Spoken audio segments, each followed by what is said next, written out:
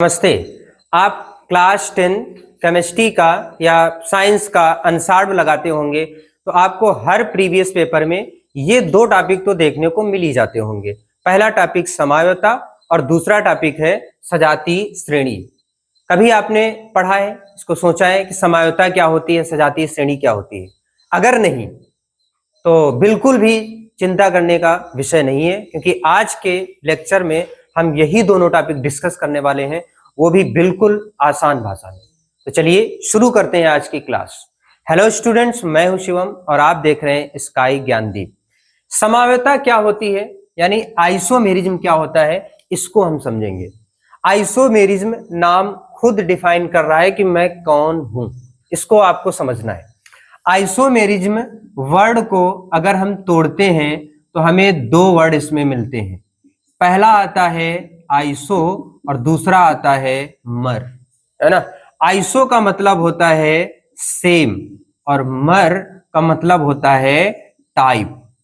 अर्थात कुछ ऐसे यौगिक होते हैं जो किसी न किसी गुणों में समानता रखते हैं, चाहे वो उनके आणविक सूत्र हो, चाहे वो उनके संरचनात्मक सूत्र हो। आपको ये तो पता ही होगा, कोई भी कार्बनिक यौगिक है तो उसके दो सूत्र होते हैं, एक होता है उसका आणविक सूत्र और एक होता है उसका संरचना सूत्र। क्या होता है इसको थोड़ा समझ लेते हैं। मान लो आपके पास मीथेन है, मीथेन है ना, ये कार्बनिक यौगिक है। अब इस मीथेन का आणविक सूत्र होता है CH4 और इसी का संरचना सूत्र होता है H यानी C और चारों हाइड्रोजन अटैच कर देने। तो ये मीथेन का आणविक सूत्र है और ये मीथेन का संरचना सूत्र है।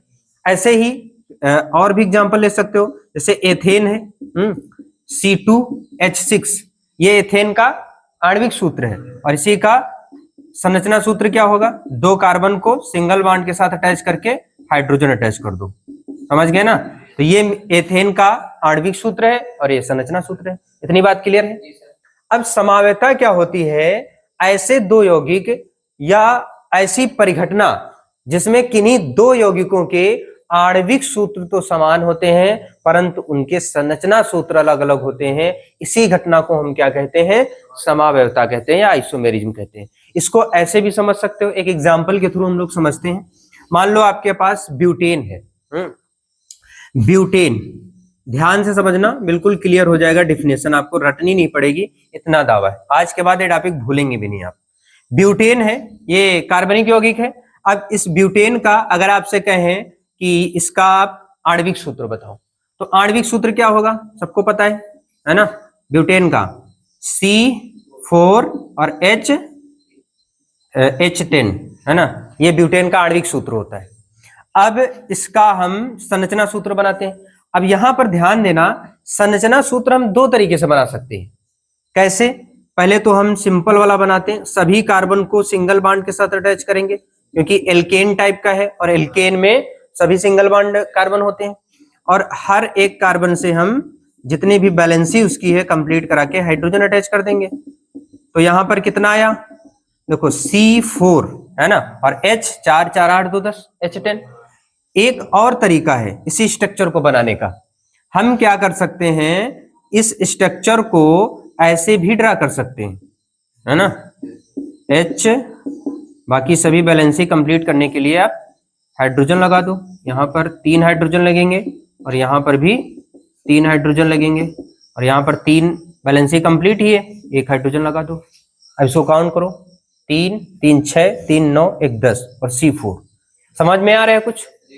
ब्यूटेन का दो संरचना सूत्र निकल के आए, इसको बोलते हैं सीधी श्रृंखला, है ना। ये क्या है, सीधी श्रृंखला और ये है शाखित श्रृंखला, है ना, शाखित श्रृंखला। तो हमारे पास स्ट्रक्चरल फार्मूला जो है वो भी दो प्रकार का आया, एक स्ट्रेट चेन स्ट्रक्चर और एक आया ब्रांच्ड चेन स्ट्रक्चर, जिसको सीधी श्रृंखला और शाखित श्रृंखला बोलते हैं। अब यहां पर आप क्या देख पा रहे हो, इन दोनों यौगिकों में, यानी यौगिक तो सेम है ब्यूटेन, लेकिन इसके सीधी श्रृंखला और शाखित श्रृंखला होने की वजह से इनके भौतिक गुण बदल जाएंगे, इनके रासायनिक गुण बदल जाएंगे। इसी घटना को हम क्या कहते हैं, समावयवता कहते हैं। आप इसको अब हेडिंग डाल के नोट्स में लिख सकते हो कि वह परिघटना जिसमें किन्हीं दो कार्बनिक यौगिकों के आणविक सूत्र तो समान होते हैं परंतु उनके संरचना सूत्र अलग अलग होते हैं या भिन्न भिन्न होते हैं, जिसकी वजह से उनके भौतिक व रासायनिक गुण बदल जाते हैं। इसी घटना को हम क्या कहते हैं? आइसोमेरिज्म कहते हैं या समावयवता कहते हैं। आशा करते हैं ये घटना आपको समझ में आई होगी। तो आज के बाद से समावयवता आप जब भी हल करोगे तो आपको ये कॉन्सेप्ट याद रखना है। क्लियर है ना?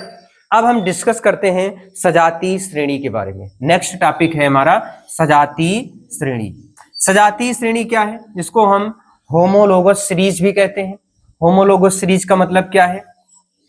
आपने फंक्शनल ग्रुप के बारे में पढ़ा होगा, जिसको हम क्रियात्मक समूह कहते हैं। क्रियात्मक समूह क्या होते हैं? अगर नहीं पता है तो आप कमेंट में जरूर बताइएगा, हम इसकी एक अलग से क्लास अपलोड करेंगे क्रियात्मक समूह की। उसमें हम बताएंगे क्रियात्मक समूह क्या होता है। बाकी आईयूपीएससी जब पढ़ाएंगे तो वहां पर आपको क्रियात्मक समूह अच्छे से क्लियर होगा। फिलहाल के लिए आप इतना जान लो, क्रियात्मक समूह वो समूह होते हैं जो किसी कार्बन श्रृंखला में जुड़कर, किसी कार्बन की चेन में जुड़कर उसके भौतिक या रासायनिक गुणों का निर्धारण करते हैं। उन्हें हम क्या कहते हैं? फंक्शनल ग्रुप कहते हैं। जैसे OH एक फंक्शनल ग्रुप है ना, जिसको हम एल्कोहल ग्रुप कहते हैं। जिसमें OH लग जाए समझ लो एल्कोहल है ना। एक CHO है जिसको एल्डिहाइड बोलते हैं। C डबल बॉन्ड O है जिसको कीटोन बोलते हैं। ये सब फंक्शनल ग्रुप है ना।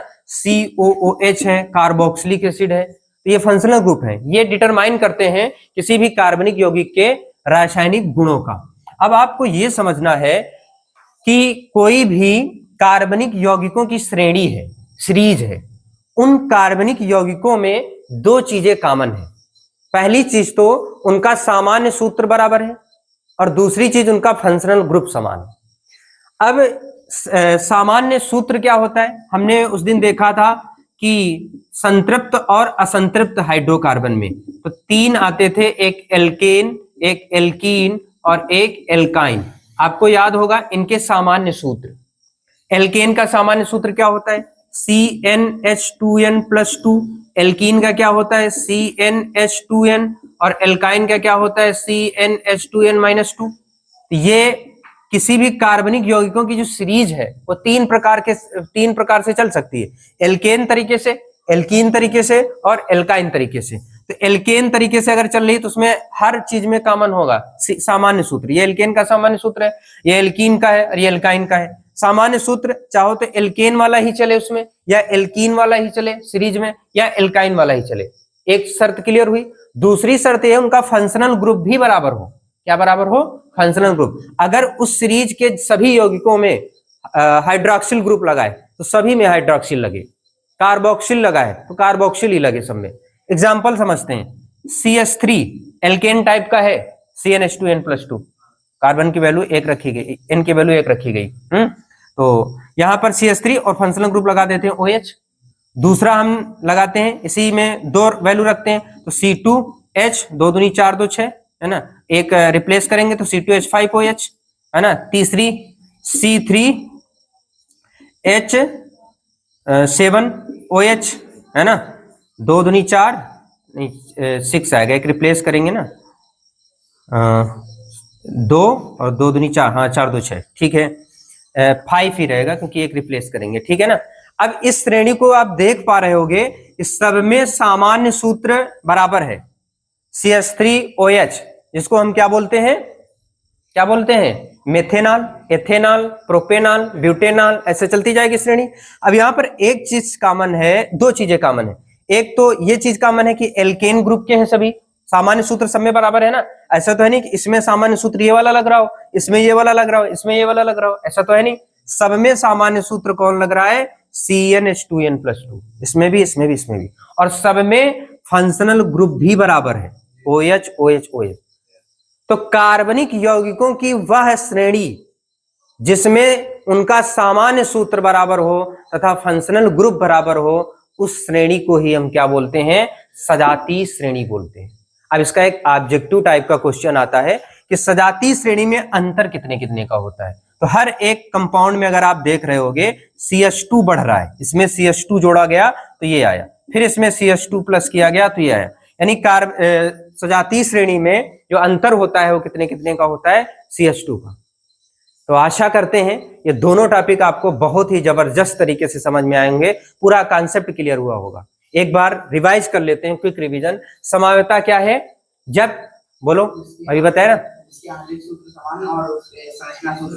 हाँ, ऐसे दो यौगिक या वह परिघटना जिसमें किन्हीं दो यौगिकों के उनके आणविक सूत्र बराबर हों परंतु उनके संरचना सूत्र अलग अलग हों, उन्हें हम क्या कहते हैं? समावयवता कहते हैं। उदाहरण जो दिया था उदाहरण जरूर लिखना।